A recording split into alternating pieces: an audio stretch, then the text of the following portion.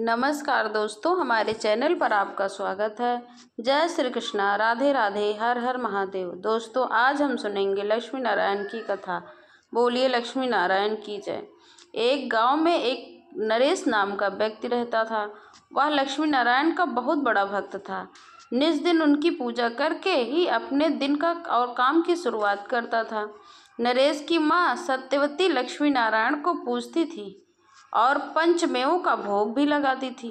लेकिन उसकी बहू सुरेखा बड़ी ही फूहर थी। वह नास्तिक औरत थी, कभी पूजा पाठ भी नहीं करती थी और घर द्वार को कभी साफ सुथरा नहीं रखती थी। ओम जय लक्ष्मी मैया, ओम जय लक्ष्मी मैया। मैया तुमको निस्दिन सेवत हर विष्णु विधाता। ओम जय लक्ष्मी माता। इतनी सुबह सुबह आरती की आवाज़ सुनकर मखमल के बिछौने पर पड़ी पड़ी सुरेखा बड़बड़ा उठी। हाय रे मेरी फूटी किस्मत, इन दोनों माँ बेटों ने मेरा जो सोना भी दूर भर कर दिया है। मैं सुबह सुबह लक्ष्मी माता का नाम जपने लगती हैं और मेरी नींद खराब कर देती हैं। लगातार लक्ष्मी जी की आरती सुनकर सुरेखा बिस्तर से उठकर बिना स्नान किए अशुद्ध शरीर के साथ मंदिर के अंदर घुस जाती है। अरे बस भी करो, आप दोनों माँ बेटे, सूरज की किरण उगती नहीं कि आप दोनों टन टन टन टन शुरू कर देते हैं। नींद हराम हो गई है। मेरी कलिया पूजा पाठ, बरसा दिया आपकी लक्ष्मी माँ ने धन दौलत। सुरेखा बहू, मैंने तुझे कितनी बार कहा है, सवेरे सवेरे कलेश नहीं किया करते हैं। घर में आई हुई लक्ष्मी भी चली जाती हैं। घर की बहू स्वयं लक्ष्मी जी का स्वरूप होती हैं, इसलिए अपने मुंह से अच्छी अच्छी बातें निकाला करो ताकि अच्छा हो।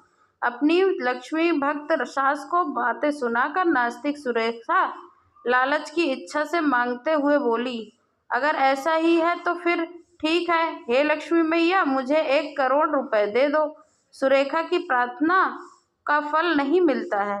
वह दांत पीस पीस कर कहती है, बरसा दिया मैया लक्ष्मी ने धन। देखो देखो माँ जी, मांगने से कुछ नहीं मिलता है, मेहनत की कमाई से सब आता है। तो फिर हम अपनी कमाई में से क्यों फल खीर मिठाई भोग भगवान को लगाएं। सुरेखा की ऐसी रूखी बातें सुनकर नरेश धीरे स्वर में बोलता है, सुरेखा कितने छोटे दिल वाली हो तुम, जो लक्ष्मी मैया के दिए हुए और उन्हें नहीं दे सकती। जो किसी गरीब को क्या देगी। यह लक्ष्मी मैया की दया की कृपा है हमारे घर पर, जो हम बाकियों से अच्छा खा रहे हैं, अच्छा पहन रहे हैं और शांति से रह रहे हैं। जिस दिन यह सुख समृद्धि चली गई तो तब तुम्हें मखमल का बिछौना सोने के लिए नहीं मिलेगा और न खाने के लिए पूरी पकवान मिलेंगे। लेकिन नरेश की किसी बातों को सुरेखा पे कानों तक जू रही नहीं रेंगती है। नरेश की अपनी बड़ी परचून की दुकान थी, वह खूब चलती थी।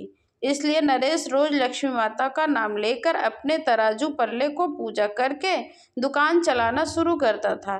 धीरे धीरे भाद्रपद का महीना शुरू हो गया। उस समय ब्राह्मण लोग द्वार पर जाकर लक्ष्मी व्रत के लिए दक्षिणा मांगने आते हैं। तभी एक ब्राह्मण सुरेखा की दहलीज पर आता है, भिक्षाम देही विश्राम देही, घर के भीतर कोई है, बाबा को लक्ष्मी व्रत का भिक्षा दे दो माई। हाँ हाँ लाई हूँ ब्राह्मण बाबा, ठहरिए। सास भंडार घर में आटा गुड़ और आलू एक थाली में लेकर आती है। 101 रुपये देकर उसे देने लगती है। तभी सुरेखा उसे देख लेती है और उसे यह दान नहीं देने देती है। माँ जी, इतना सारा अनाज किसी को देने के लिए नहीं रखा है। आप सुरेखा बहू, द्वार पर साधु महात्मा आए हैं। लक्ष्मी व्रत का महीना चल रहा है, इस महीने में दान करना अच्छा होता है, इससे लक्ष्मी माता प्रसन्न होती हैं। अरे माँ जी, हमारे पास क्या धन का कुबेर थोड़ी है जो द्वार पर आने वाले हर व्यक्ति को, महात्मा को अनाज देते फिरें। ऐसे ही तो हम लूट जाएंगे, हमारे पास क्या बचेगा। साधु बाबा, यहाँ कुछ नहीं मिलेगा, आप किसी और द्वार पर जाएं। कंजूस सुरेखा ब्राह्मण को बिना कुछ दिए भगा देती है। भगवान नारायण का संग स्वर्ग लोक में विराजी देवी लक्ष्मी जी सुरेखा की कंजूसी वाले स्वभाव को देखकर भी क्रोध हो जाती है और कहती हैं कि इस दुष्ट सुरेखा ने मेरी ब्राह्मण भक्त को द्वार पर बिना कुछ दिए ही दुत्कार कर भगा दिया। इस योग्य नहीं है कि मैं इसके घर के पास जाऊं, इसलिए मैं सारे धन और वैभव इसके घर से छीन लेती हूं। यह कहते ही देवी लक्ष्मी सुरेखा के घर में से मुंह मोड़ लेती हैं। उसने शरीर में जितने भी सोने के गहने पहने होते हैं वह सब कांटों के गहने बनकर उसे चुभने लगते हैं। उसकी लाखों की साड़ी फटे हाल में हो जाती है और मखमल का बिस्तर सूखी घास के बिस्तर में तब्दील हो जाता है। उसका बड़ा सा महल सा घर जर्जर के घर में बदल जाता है। वहीं नरेश की दुकान भी ठप पड़ जाती है। देवी लक्ष्मी के रूठ जाने के बाद पूरे परिवार पर घनघोर गरीबी छा जाती है। तो सुरेखा शोक मनाने लगती है। हाय रे, मैं तो लुट गई, बर्बाद हो गई। लक्ष्मी मैया अब क्यों अपनी छाती पीट रही हो? जब लक्ष्मी मैया थी तब तुमने कभी कदर नहीं की थी, और अब जब हम गरीब हो गए हैं तब तुमको भक्ति याद आ रही है। अपने पति के कोसने पर सुरेखा बड़ी दुखी हो जाती है और चौखट पर बैठकर रोते हुए भगवान नारायण की दुहाई देने लगती है। हे लक्ष्मीपति भगवान नारायण, मुझ मूर्ख से भूल हो गई है। मुझे बताइए कि मैं क्या करूं?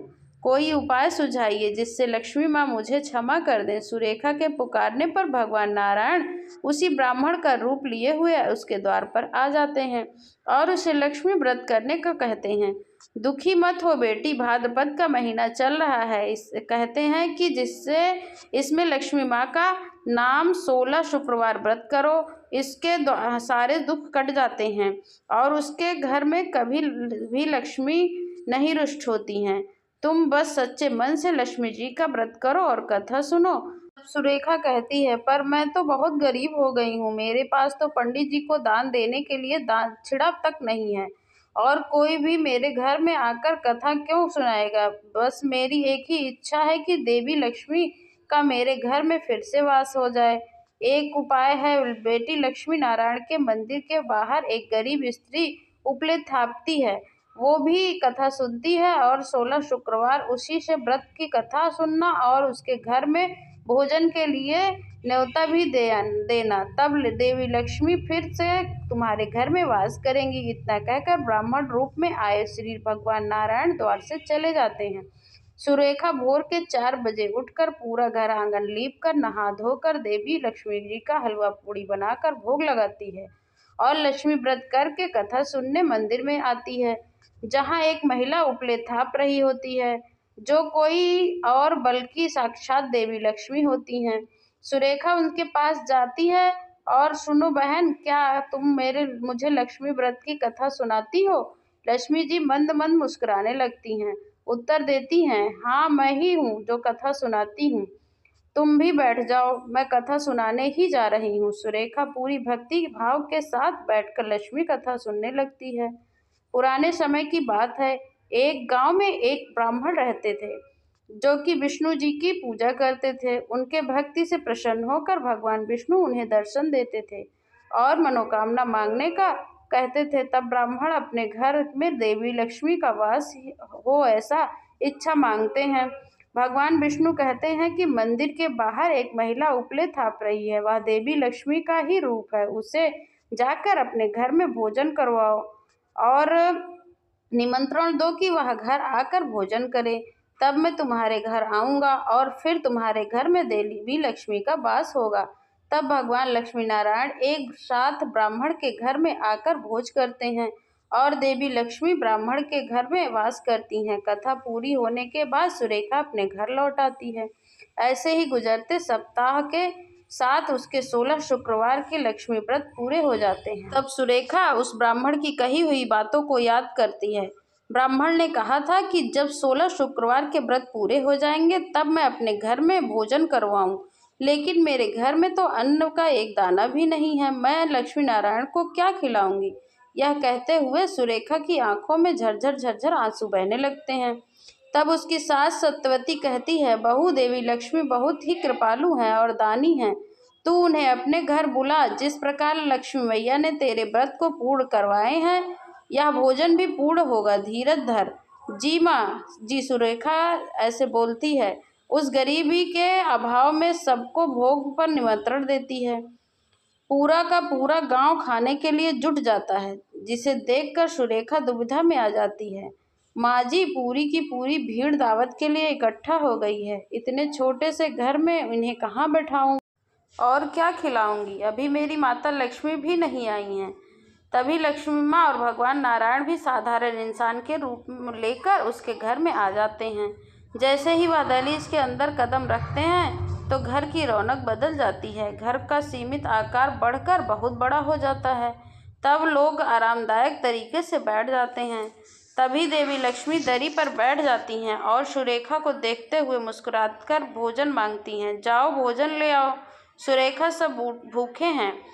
उस अनदेखी महिला को अपना नाम पुकारती देखकर सुरेखा आश्चर्य से देखती है और बोलती है। भंडार घर के अंदर जाती है और वहाँ देखती है कि बहुत सारा खाना, खीर, पूड़ी, सब्जी, मिठाई बनकर तैयार रखा है। यह भोजन यहाँ कैसे आया? घर में तो कुछ भी नहीं था। जरूर मेरे घर में मेरी माता लक्ष्मी वापस आ गई हैं। तभी लक्ष्मी माता सुरेखा के सामने प्रकट हो जाती हैं। सुरेखा अपने आंसुओं से माता लक्ष्मी के पैर धोने लगती है। मैं जानती थी माँ, मैं जानती थी मेरी माँ लक्ष्मी जरूर आएंगी। अपनी बच्चों को अपनी भूल की क्षमा कर देती हैं। सुरेखा ने क्षमा मांगते हुए सच्चे मन से व्रत किया और कथा सुनी और दावत भी रखवाया। इसलिए मैं तुम्हारे घर में फिर से वापस आई हूँ और जो कोई मेरे नाम का लक्ष्मी व्रत करेगा उसके घर में धन धान भर दूंगी। यह कहते हुए देवी लक्ष्मी अपने दाहिने हाथ से सोने के सिक्के, रुपए, हीरे जवाहरात बरसाने लगती हैं, जिसके बाद ओझल हो जाती हैं। सुरेखा सभी को भोजन करवाती है, सभी गांव वालों को विदा कर देती है। जो भी माता लक्ष्मी जी की सच्चे मन से और भक्ति से पूजा पाठ करता है उसको भक्ति का फल अवश्य मिलता है। जो कोई पूरी निष्ठा से अपने घर आंगन को साफ सुथरा लेप कर शुक्रवार के दिन माँ लक्ष्मी जी का व्रत करता है, लक्ष्मी माता उसके घर अवश्य आती हैं। बोलिए लक्ष्मी माता की जय, लक्ष्मी नारायण की जय।